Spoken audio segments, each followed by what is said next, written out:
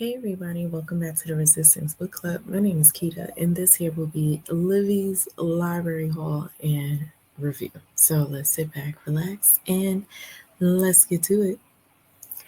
All right,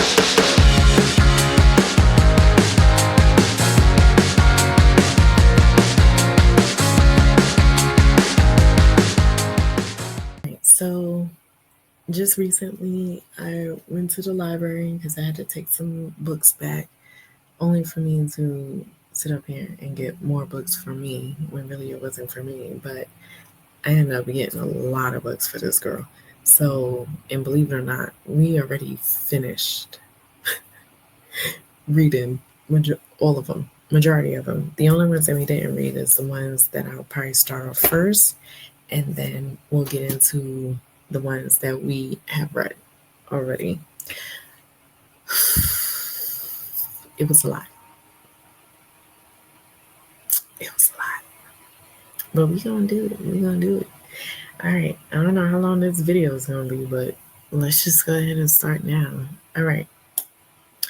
So if you probably seen it in previous hauls, or probably not, just know that I have been gearing my daughter towards STEM books and things that have to deal with math, science, arts, and kitchen stuff, and all of that. And you should watch it because those are some really good books that I was able to obtain.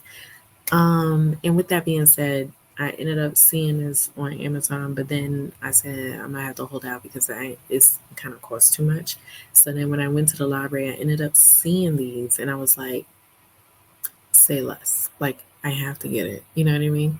So they have Quantum Computing for Babies, and this here is by Chris Ferrie. I noticed his name has popped up in quite a lot of other books that pertain to STEM or astro, astrophysics and things that deals with computer and stuff like that. So, yeah, I wanted to get it because we need to see. I want to see what it was about, but no, we haven't read it yet, but we will. So, yeah, quantum computing for kids and simple explanation of complex ideas for your future genius. Next one is the general relativity for babies. That's another one. The other one is the organic chemistry for babies. The next one is rocket science for babies. And the last one is the astrophysics for babies. So all it is more science and math, and I needed to make sure that we understand it just a tad bit more, so that way she knows what she's getting herself into. But so far, she really do love the astrophysics of it all, but we have to know other stuff around the science, right? So yeah, got all most of them, and we will get to those. Now, let's get to these here, which are the picture books, and I will talk a little bit about each one. All right, next here we have Angelica and Laguerta. This here is written by Angie Cruz, illustrated by Luz Batista. This here is just following a girl named Angelica, and she went to the Dominican Republic to spend time with her family. Her grandfather went ahead and gave her this instrument called the Laguerta, and she loved the instrument so much. Her grandfather told her the history about it. She took it home, only for certain people. A lot of people in her neighborhood did not like this instrument, but in the DR, they worship this instrument because it brings life to them. So when she gets back home and she's like, "Oh my God, nobody don't really like it, but that's okay because I'm still gonna play it." And then eventually, certain people who did hear the instrument went ahead and played alongside her, only for everybody to come out into the neighborhood and play and dance alongside. And it was very beautiful. I love the artwork in it, the colorful illustrations that come with it.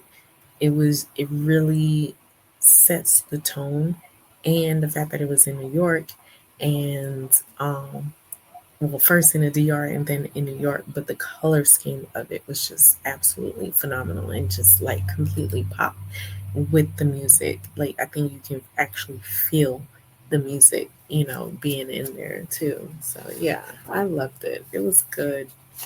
It was really good. We enjoyed it. I enjoyed this one.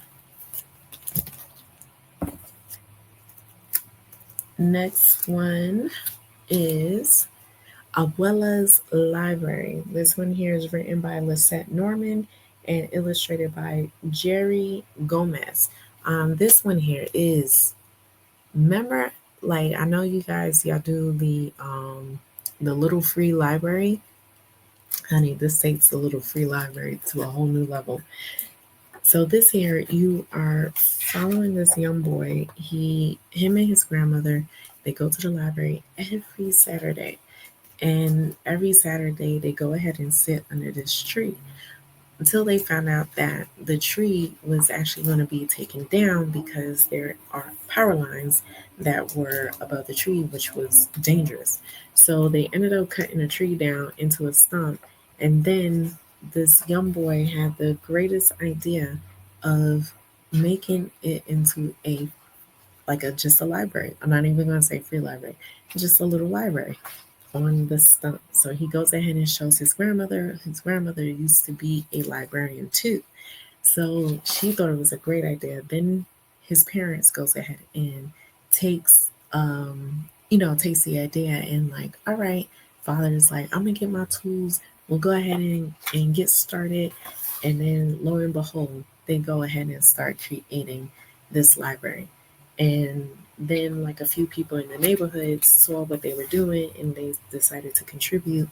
And this is what the library looked like on top of the tree stump. Now, then when you go in,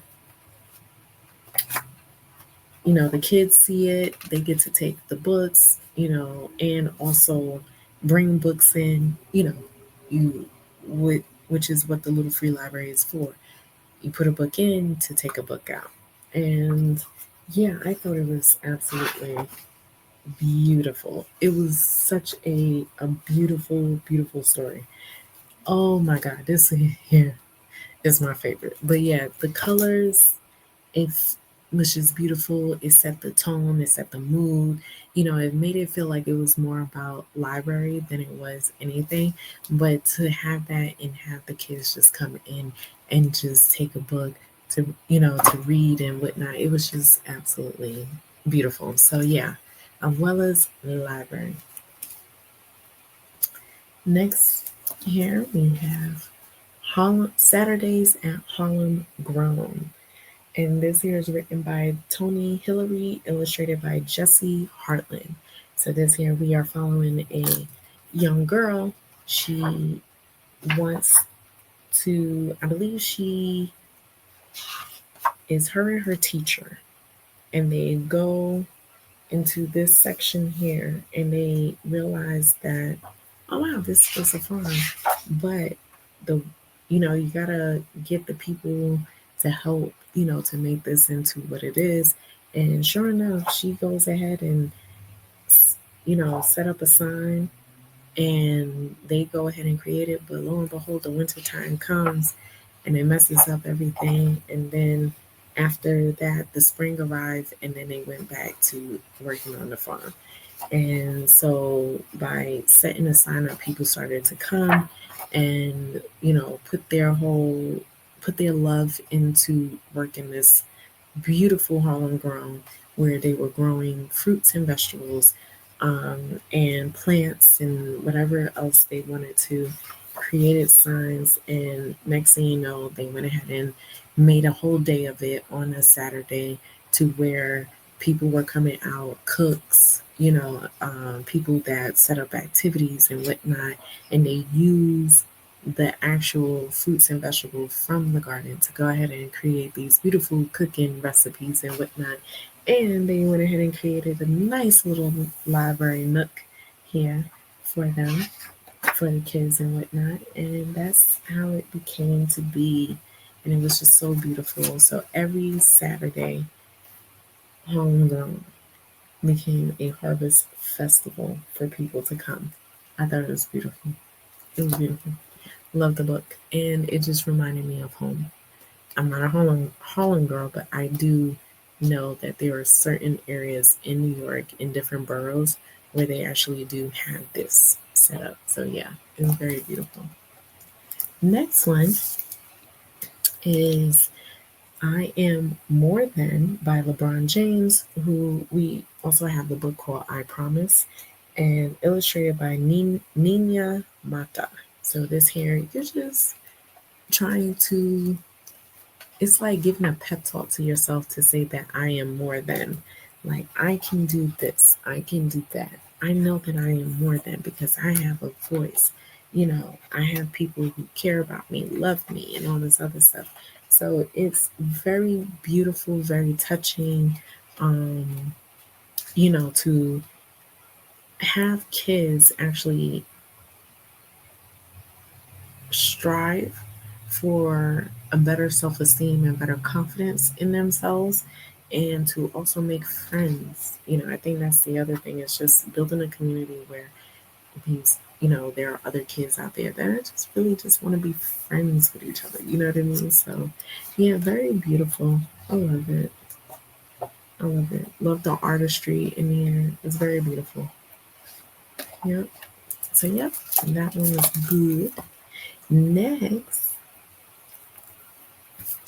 we have Hannah's Hundreds of Hijabs. This here is written by Razina Omar Gutta and art by Manal Mirza. So this one here, you are following Hannah. She is a girl that loves fashion and love her hijabs, honey. So when she got all of her hijabs, she don't know what to do with herself. She loves, putting jewels on, love coming out looking very, very much of herself in the fashion and everything, that it takes her a long time for her to come up with a style that she can just walk out the house with. And it's just so beautiful. So she ends up going to her aunt's hair salon.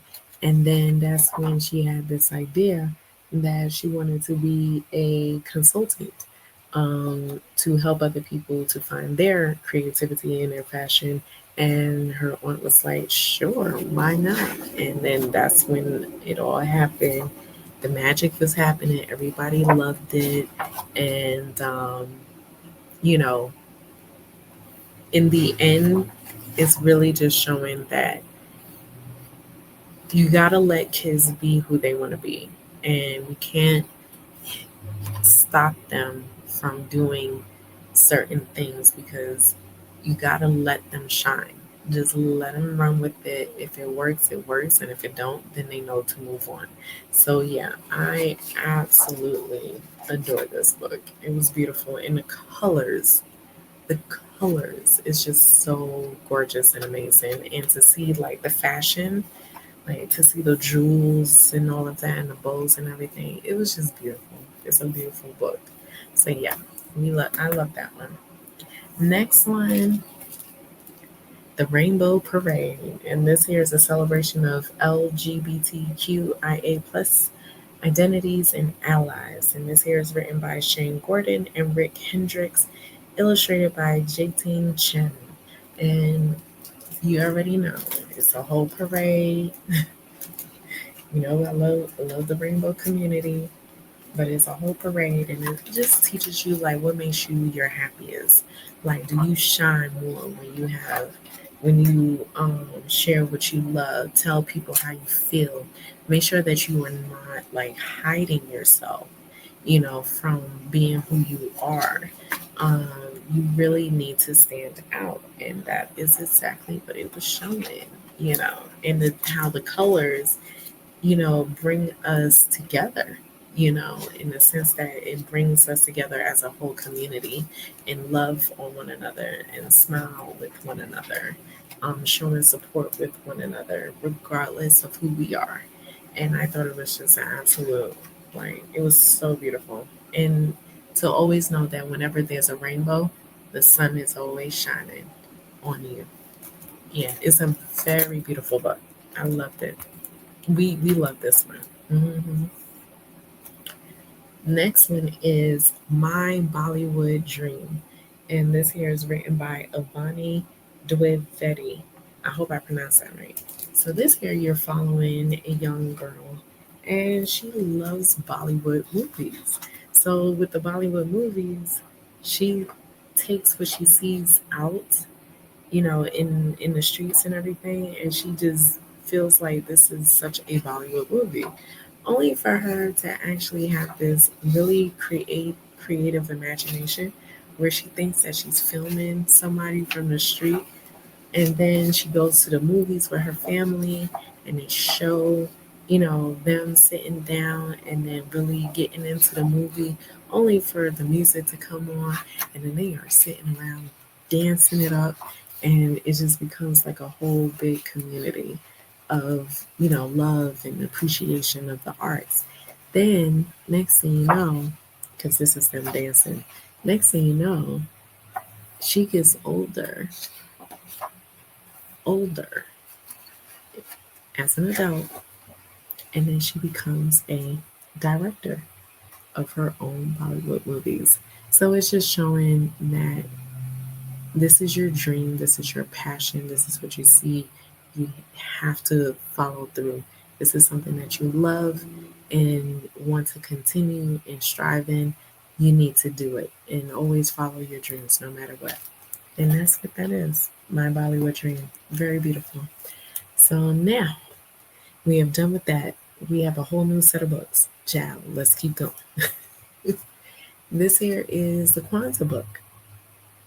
Uh, Kwanzaa book is by Hannah Eliot and is illustrated by Andrea Pippins. And of course, you, as all Black people, we must know the history behind Kwanzaa, the celebration, all of the importance of celebrating Kwanzaa in our Blackness and what that represents. Each day of lighting the candle is more of an appreciation and grateful for being alive and being where we are, and also helping the community in any way possible. It's never about yourself. It is always about helping others to, and like being together with your family and celebrating the love and the the love and appreciation of them. So yeah, this here was actually really good. It was really good. I loved it. I loved it. It made me think of when I was celebrating it when I was a kid. And definitely I'm gonna be showing her this here too. Meaning like show the actual celebration of it because I really want to do it here. So we will do one. Do one every year if it works out the way that it's supposed to, you know. Yeah, so that's it for that. And then now we're on to these I can read type of books, okay? So I have a lot of them, so we need to get through. This here is the Fancy Nancy Ches Nancy reading level 1. So pretty much, I think she wanted, oh yeah, she wanted the playhouse, but she wanted it exactly how she wanted it, but only that it didn't come out that way. But then it ended up working in her favor because it's not about wanting the aesthetics of what's in the playhouse. It's about spending time and having fun with your friends. And that's what she learned in this. And I thought it was really cute. She loves Fancy Nancy, so it's really great. This is the first time that we picked up a Pinkalicious. So this here is an I Can Read reading level 1, Pinkalicious and the Mermaids. And pretty much it's just Pink, this girl named Aqua and her cousin that are mer people. And then they just have fun with her. because there's really nothing much of anything in here that was too serious. It was just more of just showing like they were mer people in the water, and this is how they have fun, and you just get to see see the friends in here and just see them playing around and whatnot. So I thought it was cute. It was really cute. It's my first time, our first time reading it. So next one is her favorite, which is Shuri from Black Panther, Defender of Wakanda.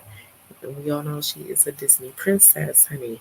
So a black princess, okay, warrior princess. Let me say that. And this here is a reading level 2. So you just pretty much getting to know Shuri and what she's about and how did she become a Black Panther herself. Clearly, this is a little bit different than what it is in the actual live action, because unfortunately, our actual King T'Challa is no longer with us. So definitely, Shuri has taken over the mantle of being Black Panther. In this one, we know if you've read the comic books and whatnot, you know that Shuri only takes over being Black Panther for whenever T'Challa is not able to be in Wakanda. And she takes over and runs it until he comes back. And that's how it goes. But yeah, so it shows, you know, what Wakanda is about, who are the villains. You have Eric Killmonger, the vibranium, her gauntlets and whatnot. So yeah, it's pretty cool. She loves it. hmm the heart-shaped herb to get them their powers. What vibranium, the Wakanda looks like in the city. Sorry, but yeah, in the world around vibranium. All right, next one we have is Star Wars. Tatooine Adventures by Claire Hibbert. This one here is a learn to read, first grade level. And this one here, you're just following young Anakin. Excuse me. Got something in my eye. Young Anakin, and you're just learning about his adventures of being a pod racer, the adventures of what Tatooine is. We all know, or if you don't know, Anakin is the one who created C-3PO. This is the original C-3PO before he goes ahead and have all the gold armor on there. I think a lot of people don't know that. I don't think a lot of people know that. All right. Okay. Let me just say this. Anakin is a really big major character in Star Wars, okay? It's not so much as like he only becomes Darth Vader later on when he grows up. It's the whole point that when he's a kid, he created C-3PO, okay? He created C-3PO. He also had R2-D2, okay? R2-D2 is his. Now, I think a lot of people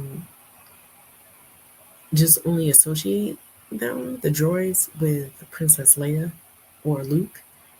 But just know that those are his kids. And C-3PO stays with Leia. R2-D2 stays with Luke, but then sometimes with Leia. So it's kind of like back and forth. But just know, even before R2, I think R2 was always, no, C-3PO was always with Padme, which is Luke and Leia's mother. That's Anakin's wife. That's who gave birth to Luke and Leia. So they've been around for a long time. And just remember, like, Anakin met Padme on Tatooine when he was this age, okay? And then when he got older and they saw each other for the first time, then that's when they got together. So, yeah, he's a big role than what y'all think. But yeah, and then you just get to see like all the other adventures on here, like what be happening on Tatooine. But just know, like, Anakin is a big pivotal role in here. So anytime y'all see them droids came from Anakin, honey. And he's a very good pilot too. Like he's a very good pod racer. Like he can pilot just about anything.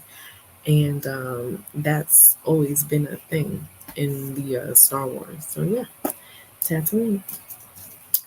Next one we have is Paddington's prize picture. So this one here, you're just following Paddington. He went to the market.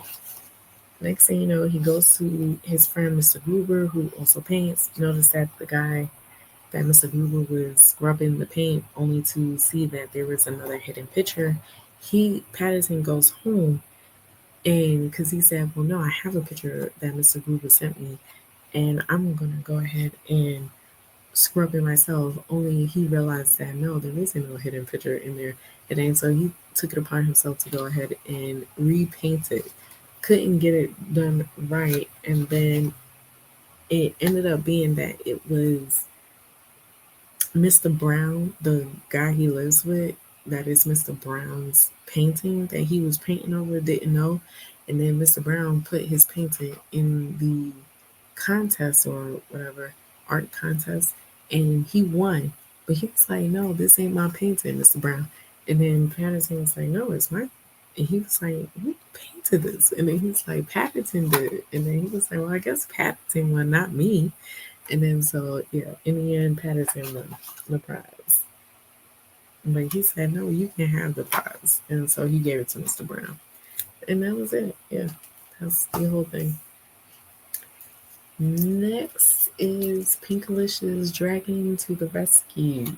All right, so Pinkalicious and her friends, they go ahead and tell a spooky story around a campfire. They're a campfire party, only for them to think of a dragon, and then a dragon appeared in, in right before their eyes, and then they are dealing with this dragon. Kind of find out the dragon is a scaredy cat, and they have to comfort her because she's so scared and whatnot. And next thing you know, they ended up being good friends. And then she realized, like, oh, they were really just trying to comfort me. And then they enjoyed the rest of their campfire party, and that was it. Pinkalicious. Next, Fancy Nancy in the case of the disappearing doll. All right, well, honey, all we know is that Nancy has to crack this case of finding this doll that was missing in the room. She goes ahead and tries to look all over for it, and asking people, her and Bree, her best friend, they're going around searching for clues. And lo and behold, I believe this doll, they ended up finding that the doll was in the washing machine getting washed. And yeah, and then that's what happened. The case of the disappearing doll. It's really cute. Really cute. Next is the Batman will save the day. The ready to read. This here is a starter read. So I'm trying to think. They do have the sight words here. Bonus words. Okay, so this here is just about Batman on the case, and he is trying to get to the penguin. The penguin keep escaping him until towards the end of the day he was able to obtain the penguin and send him to Arkham Asylum at the end of the day. And that's exactly what it is. Just him trying to get to the penguin, and that's that. Next is the Fancy Nancy Mademoiselle mom. This one here, you're following Nancy to where she is trying to help out her mom because she found out that mom is sick. So at first, her mom was like, "I don't know if I should let you be in charge, but I really do need to get some rest." So the mom leaves Nancy in charge with JoJo, the younger sister. And so she's just trying to be attentive and understanding with her sister, but she's like really failing at trying to help her sister out along with trying to clean up. And she made such a mess with the dishwasher that it ended up making a whole mess. And then when the dad come home, he helps clean up, only for the day to not be such a total bust because it was cleaned and the mom was happy because she didn't know what was happening. So that was it. So good. I love those. All right, next one we have Star Wars: The First Order villains, and this here is taking place um, in the journey. I mean, not the journey. The Rise of Skywalker. First Order villain clearly is Kylo Ren. You should know this. Maybe not. Okay, so let's get it straight. Kylo Ren is the son of Leia. Let's say that again. Kylo Ren is the son of Leia. His father is Han Solo, because his original name is Ben Solo. Okay. And were they married? Yes, they were. Han and Leia. Okay, so this here is Kylo Ren again, and you just pretty much getting to know his little backstory. This is Snoke. This is his master.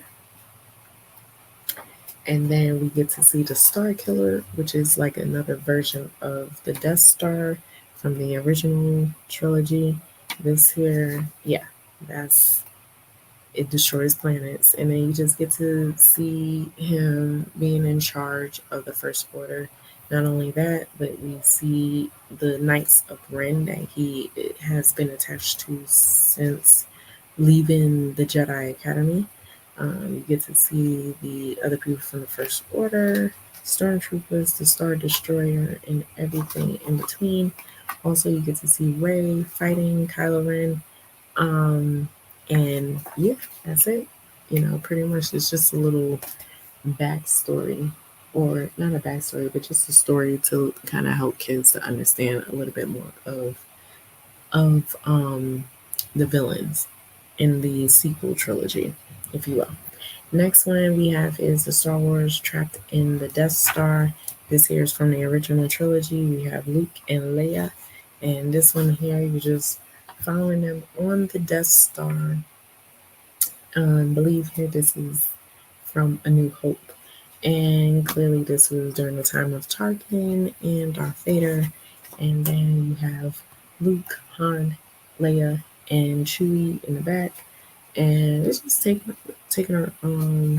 showing an animated form of the movie. Okay, and we see them just trying to escape the Death Star, and lo and behold, they were able to escape hurrying up to get on the Millennium Falcon. And Darth Vader and Tarkin are like, we gotta get to them. They escape. We need to get to them. That type of thing. The last one is Star Wars: The Clone Wars, which is Chewbacca and the Wookie warriors. And this one here, you're following Chewie, and it's just showing him like going through. I forgot where did he go. He went somewhere with Ahsoka. I remember that because this here was an actual episode in the Clone Wars series. But he went to Kashyyyk and helped out a bunch of Wookiees in this situation that was happening on that planet, and Ahsoka was there right along with him to help. And then you just see, the journey of how this plays like an actual episode, to be honest. And yeah, and you get to learn about other creatures and other people along the way. And that was it. Okay, that was it. We're all done. Child, that was a lot. That's a lot. That's all her books, all the library books. So yeah, I hope this was a good one. Please let me know down in the comment sections about the library books, like which one stood out to you, or if you have read any, and I will always answer. So yeah, this is it. I will see you in the next video. This is the way. Peace.